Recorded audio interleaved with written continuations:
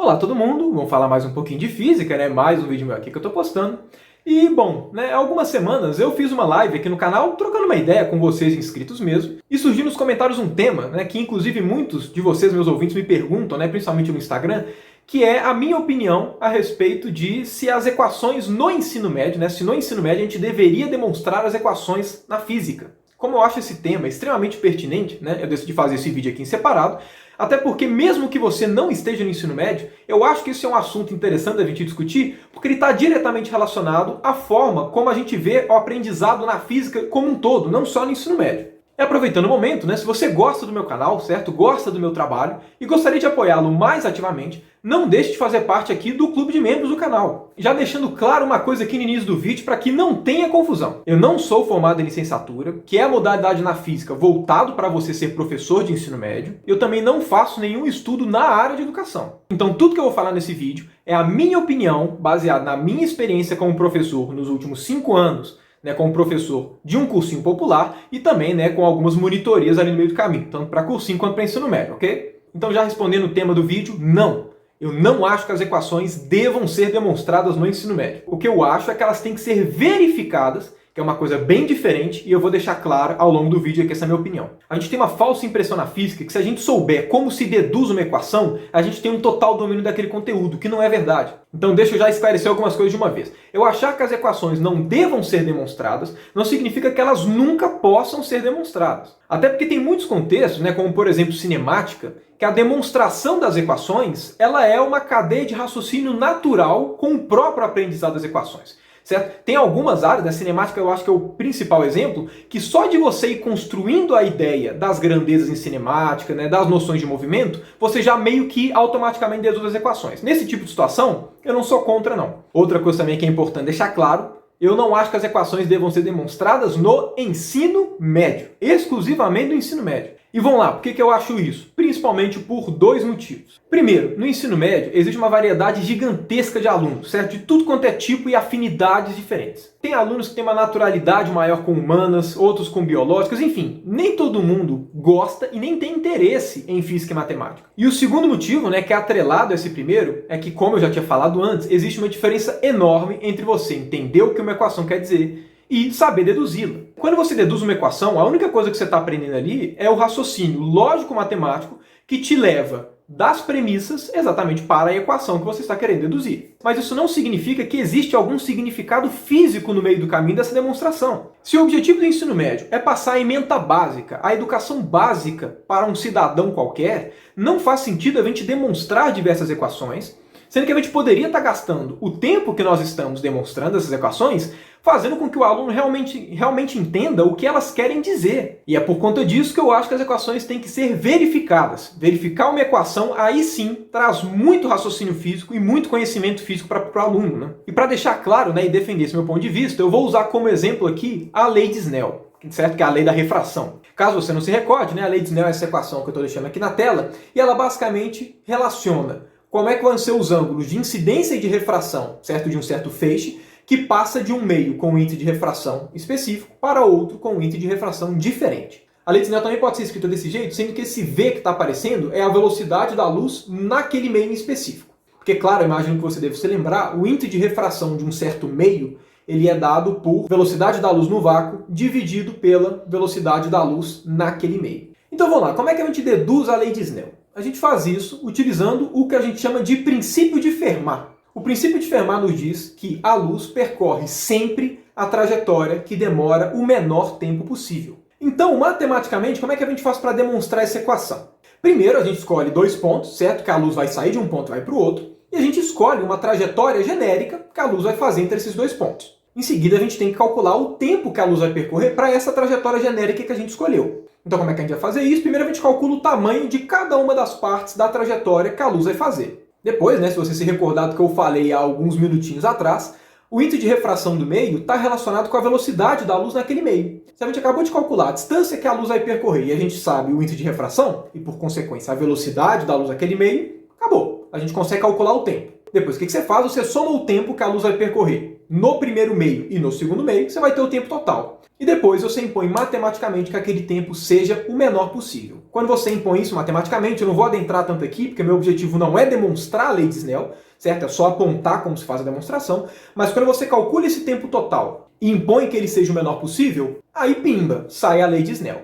Então vamos lá, se você tiver feito essa demonstração toda bonitinho, passo a passo matematicamente, você vai ter aprendido alguma coisa a mais sobre a refração? Não. O que realmente poderia acrescentar fisicamente para você, certo, no seu entendimento quanto à refração, é somente o princípio de Fermat, de que a luz sempre vai percorrer a trajetória que demora o menor tempo possível. Mas isso você já começou a usar para poder fazer demonstração. A demonstração em si agora é só passo matemático, é só manipulação algébrica, isso não carrega nenhuma física nova. Se o seu objetivo é fazer com que uma pessoa entenda a lei de Snell fisicamente, demonstrar essa equação não vai gerar nenhum ganho a mais que você já teria se você simplesmente falasse para o cara, olha, o princípio de Fermat é esse daqui. Como deduzir a lei de Snell não traz nada novo fisicamente para a gente, vamos tentar entender fisicamente o que a lei de Snell está querendo passar para a gente. Vamos tentar entender qualitativamente a lei de Snell. Vamos lá, nessa imagem que eu estou colocando, suponha que o meio 1, que é o meio de cima, ele tenha um índice de refração menor do que o índice de baixo. Ou seja, a luz é mais rápida no meio de cima, que é o meio 1, do que no meio de baixo, que é o meio 2. Também vamos supor que a luz está saindo desse ponto que eu marquei e vai até esse outro ponto que eu marquei. Dos diversos caminhos possíveis que a luz poderia fazer, como é que a gente consegue filtrar exatamente qual que vai ser o mais eficiente? O primeiro pensamento que pode acabar vindo seria uma linha reta. Por quê? Porque uma reta é a menor distância entre dois pontos. Então, o primeiro pensamento que a gente poderia ter é o quê? Se eu quero demorar o menor tempo possível, eu quero percorrer a menor distância possível também. Logo, vou desenhar uma reta. Porém, como eu disse agora há pouco, a luz é mais rápida no meio 1 do que no meio 2. Então, para a luz demorar o menor tempo possível, seria mais conveniente que a distância que ela percorresse no meio 2 fosse menor do que no meio 1. Porque mesmo aumentando a distância total, a gente vai estar fazendo a luz percorrer uma distância menor, onde ela é mais devagar, e vai estar fazendo ela percorrer uma distância maior, onde ela é mais rápida, fazendo com que o tempo reduza um pouquinho, certo? Dado isso, qual seria o segundo pensamento mais natural depois da linha reta? Seria um caminho desse tipo. E por que ele seria um pensamento natural? Bom, se a luz é mais devagar no meio 2 do que no meio 1, eu vou fazer com que ela percorra a menor distância possível no meio 2. E qual que é a menor distância possível no meio 2? É a distância que nesse meu desenhozinho vai ficar na vertical. Se vocês devagarem um pouquinho a respeito dessa minha imagem, vocês vão perceber que nessa minha imagem a luz está percorrendo a menor distância possível no meio 2. Porém, dá para ser mais eficiente do que isso. A menor distância entre um ponto e uma reta, como provavelmente você sabe, é exatamente um segmento que é perpendicular à reta, como está desenhado aqui do lado e como foi o caso ali que eu coloquei para esse segundo caminho mais natural. Vocês devem concordar comigo que quanto mais a gente inclina esse segmento de reta, maior ele vai ficando. Não só isso, quanto mais inclinado ele está, mais rápido a reta vai aumentando de tamanho também. Ou seja, se eu mudo um pouquinho a inclinação desse segmento, o tamanho dele vai variar mais se esse segmento estiver mais inclinado.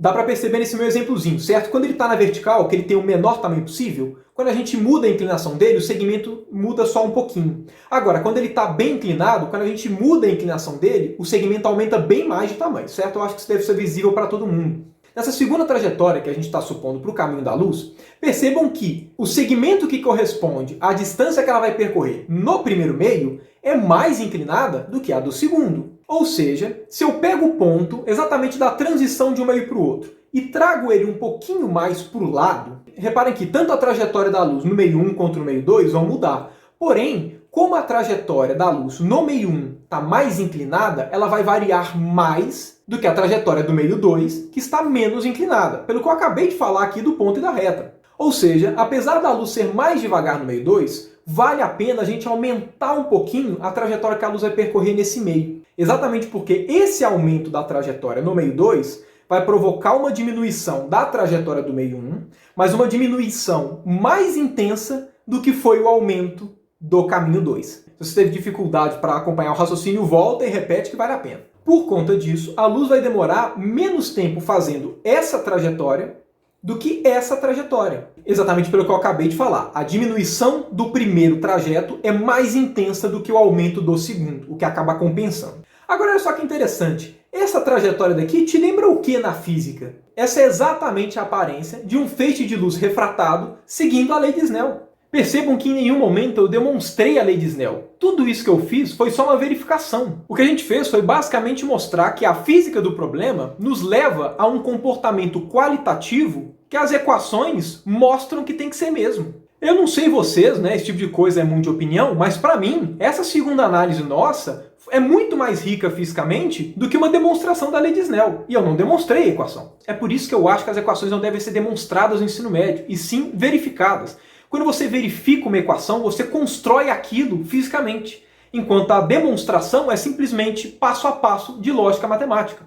É possível você passar a ideia física da coisa sem ser extremamente matemático, principalmente levando em conta que o aluno de ensino médio está tendo seu primeiro contato com a física. Mas bom, era basicamente isso que eu queria falar aqui no vídeo. Se você gostou, não deixe de dar o seu gostei, certo? Se inscreva no canal e não deixe de ativar o sininho para sempre receber as notificações dos próximos vídeos.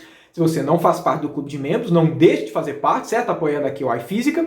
E claro, compartilhe esse vídeo com seus amiguinhos. No mais, né, claro, deixa aqui seus comentários também, comenta aqui o que você achou, se você concorda comigo, se você achou que tudo que eu falei foi abobrinha, tem que demonstrar mesmo, enfim, opiniões, certo? Cada um tem sua opinião, não existe nenhuma regra com relação a isso. Esse vídeo foi basicamente as minhas impressões, então use os comentários a seu favor. No mais, obrigado por você que ficou até aqui e até o próximo vídeo.